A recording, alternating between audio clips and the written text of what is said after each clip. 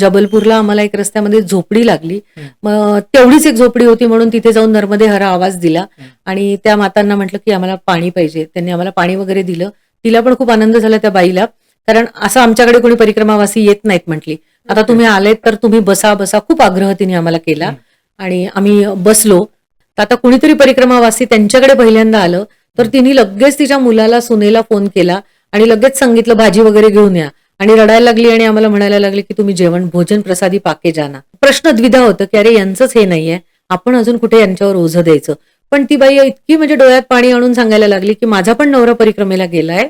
म्हणजे बघा की त्या झोपडीतला तिचा नवरा सुद्धा परिक्रमेला गेलेला होता आणि म्हटला की आता त्याचा तर काही फोन नाहीये, पण तुमच्या माध्यमातनं जसं माझ्या नवऱ्याला कोणीतरी जेवू घालत असेल तसं मी जर तुम्हाला जेवू घातलं तर मला पण कुठेतरी परिक्रमेत मला पण माझा वाटा राहील. आम्ही तिचा मान ठेवला आणि आम्ही तिथे थांबलो.